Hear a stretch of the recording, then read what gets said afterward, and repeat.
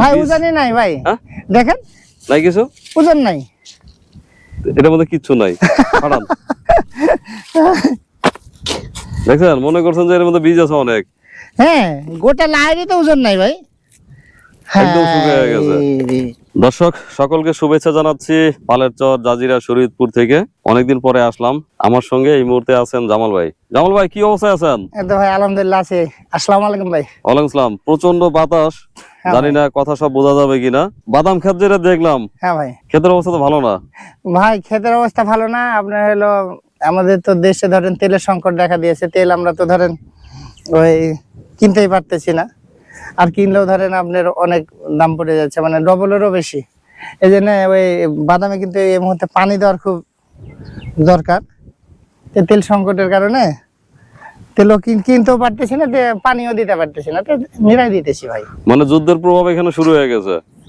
এখন অন্য জায়গাতে কেমন কি হয়েছে বলতে পারবো না, এখানে তো তাই না, সব জায়গায় একটা পরিবর্তন আসছে। আপনার গ্যাস বলেন বা পরিবহন করে যেটা সরানো হচ্ছে, মানে এক জায়গা থেকে আরেক জায়গায় নিয়ে যাওয়া হচ্ছে, প্রত্যেকটা জিনিসের দাম কিন্তু বেড়ে গেছে। যেমন গতকাল আমারে বললো যে গ্যাসের সিলিন্ডার দাম হচ্ছে 1900 টাকা, 2000 টাকা। তাহলে আমি গত মাসে কিনছি 1520 টাকা দিয়া, তো অলরেডি 400-500 টাকা বাড়তি। তো ভবিষ্যতে কিন্তু এই যুদ্ধ যতদিন থাকবে বাড়তেই থাকবে।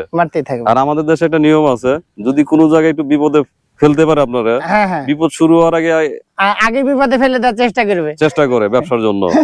সেটা মানুষের আসলে, আবার ওনারা বড় ব্যবসায়ী, যত ভুক্তভোগী হবো আমরা সাধারণ মানুষ। বাদাম কত বুনছিলেন ভাই? ভাই বাদাম বিঘা 3 একটা বুনছিলাম। এদিকটা একটু তো ভালো আছে, আর ওদিকে ধরেন একবারেই হয়ে গেছে। আচ্ছা, ওদিকে দেখাবো একটু। এদিকে আসেন। পেঁয়াজ খেতে, পেঁয়াজের তো অবস্থা কি পানির অভাবে না অন্য কোনো কারণ আছে? সব পানির অভাবে ভাই, পানির অভাবে। মানে পানি না পাওয়ার, মানে তেল না কিনতে পারার কারণে এই যে পেঁয়াজ গুলা ধরেন অনেক বড় বড় হতে, অথচ দেখেন এই যে পেঁয়াজ গুলা কত টুকন হয়ে রয়েছে, এই যে। আচ্ছা, কিন্তু দেখা গেল যে যদি পানি দিতে পারতাম তাহলে আপনার অনেক অন্যরকম হতো। হ্যাঁ, কিন্তু দেখা গেছে যে পানির অভাবে দেখা গেল যে আপনার হলো না, পানির অভাবে এরকম হয়ে আছে। আর এখানে কালিজিরা দিছেন? ওই ধার দেওয়াল পকেটে দিয়েছিলাম, তো উঠানোর সময় হয়েছে না? হ্যাঁ, আর কয়েকদিন পরে হয়তো উঠাবো কালিজিরাটা। কয়েকদিন পর উঠাবেন? হ্যাঁ। আর এগুলোর নাম জানি কি? এটা মুহুরি। মুহুরি? হ্যাঁ। ভালো শব্দ কি? আর একটা কোনো শব্দ আছে মনে হয়? এটা হলো ওই যে 5 ফোড়নের সাথে এটা মিশ্রণ থাকে। আচ্ছা, এটা আমরা কি যেন নাম বললাম, এটা মুহুরি বলে। আচ্ছা, অন্য কোনো ভাষাও আছে আর কি, এখন মাথায় আসছে না। হ্যাঁ। তাহলে আবার ওদিকে দেখলাম যে মনে হয় ধন্য আছে। হ্যাঁ, এই যে পেঁয়াজ আসেন, এই পেঁয়াজ গুলো ধরেন এই যে পানির অভাবে যে যত্ন করে রোপণ করা হয়েছিল, তো গাছও তো মনে হয় সেই পরিমাণ নাই, মরে গেছে অনেক না? হ্যাঁ, ওই পানি দিতে না পারার কারণে এই অবস্থাটা হয়ে গেছে ভাই, বুঝছেন। পানিটা যদি তেলের যদি সংকটটা না থাকতো তাহলে দেখা গেল যে আপনার এই অবস্থাটা হতো না। পেঁয়াজ তাহলে উঠাবেন কবে? এক সপ্তাহের মধ্যে হয়তো তুলতে হবে। গাছ সব মরে যাইতেছে ধরেন ভাই। হ্যাঁ, এমনি পরিপুষ্ট হয়েছে তো নাকি? হ্যাঁ, পুষ্ট হয়েছে তো, যে ছোট তাও তো ধরেন পুষ্ট হয়ে গেছে না, শক্ত হয়ে গেছে। হ্যাঁ। আচ্ছা, এন্দার উড়ান দিয়ে কিন্তু উঠাইতে খুব আরাম হবে, মাটি সুন্দর তো। দেখেন, রোপণ ভালো ছিল। দেখেন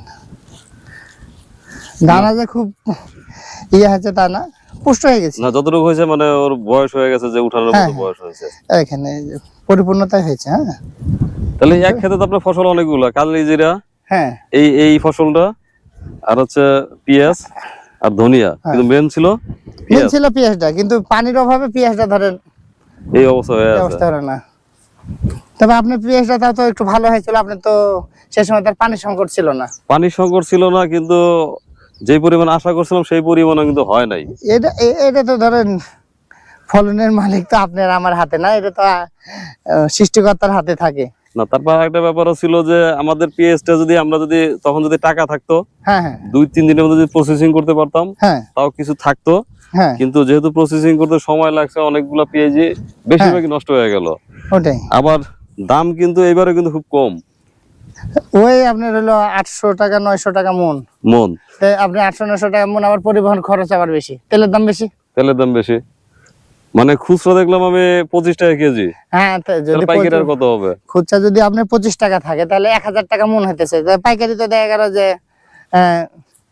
ওরকম 800 বা 600 এরকম হবে। সেটাই। তা ঘাসে দেখেন কি অবস্থা, এখানে ধরেন ওই ঘাসের আবাদই বেশি ভাই। কেমন? এমনি আমাদের থেকে ঘাসের জোর বেশি। ঘাসের জোর বেশি। বালুচরে 2-3 বছর থাকে যেটা বুঝলাম, হ্যাঁ, জমিতে প্রচুর আগাছা হয়।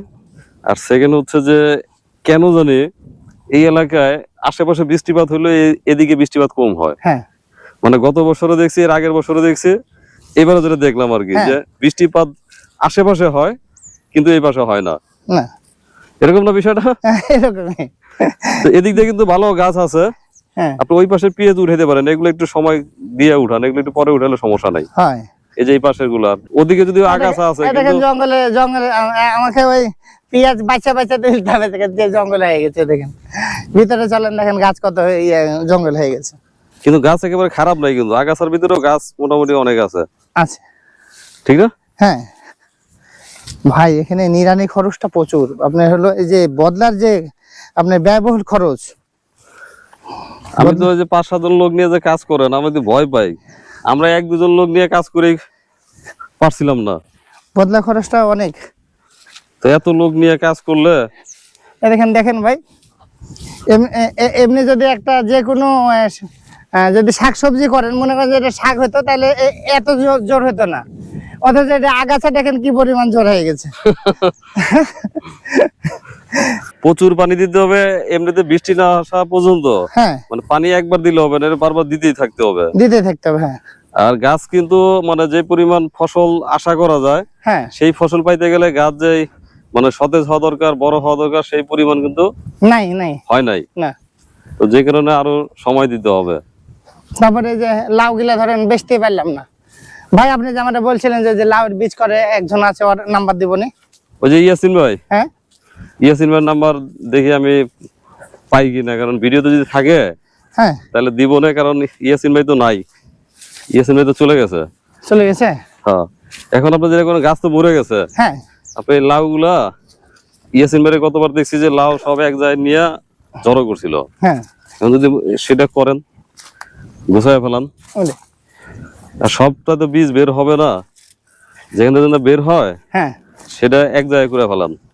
এরপরে হাত থেকে জিজ্ঞেস করবো না, যোগাযোগ করতে পারলে। হ্যাঁ, আর যদি সেটাও না হয়, আর এক কাজ করতে পারবেন, এই লাউয়ের বীজ আপনি নিজেও বিক্রি করতে পারবেন কম দামে।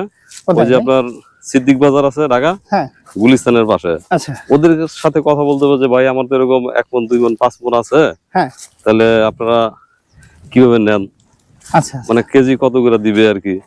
তো ভাই আমি তো একটু রাস্তাঘাট কম চিনি, আপনি গেলে ওরা একদম গুলিস্তান, আপনি তো যাওয়া পরে হয়তো আপনার। আমি তো গুলিস্তান যাই মাঝে মধ্যে, তো আমার মনে হয় ওদের সাথে কথা বললে হবে, তাহলে বেচতে পারবেন। ঠিক আছে ভাই, ওরা হয়তো কম দিবে, কারণ ওরা তো পাইকারি বিক্রি করে, কিন্তু দিবে।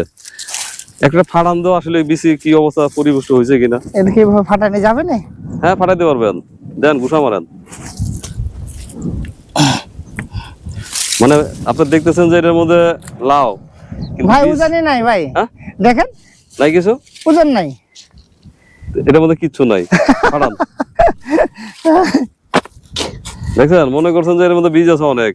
হ্যাঁ, গোটা লাউরই তো ওজন নাই ভাই, একদম শুকিয়ে গেছে।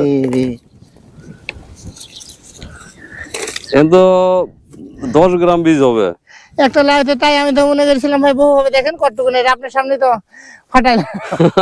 মানে এটা যদি আপনি বীজ করেন কতটুকু হবে, কতটুকু হবে আর কি। দেখি আরেকটা ফাটান তো ওই পাশেরটা, দেখছেন লাউর কোনো ওজন নাই ভাই। দেখেন আপনি নিজে এটাও একবার টেস্ট করেন, দেখেন একটা লাউর কি ওজন। এটা সেম, এর মধ্যে নাই কিছু, ভাঙেন।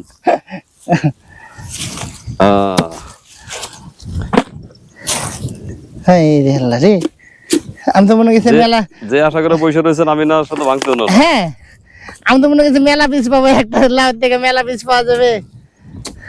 এখন আপনার মানে যাই হয়েছে, বীজ পরিপুষ্ট কিনা দেখেন তো, ধরেন, ধরে চাপ দেন।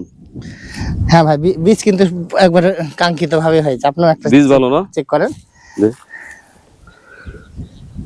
এই বীজ প্রথমবার পালেশ্বর বাজার থেকে কিনছিলাম 1400 টাকা কেজি। 1400 টাকা কেজি।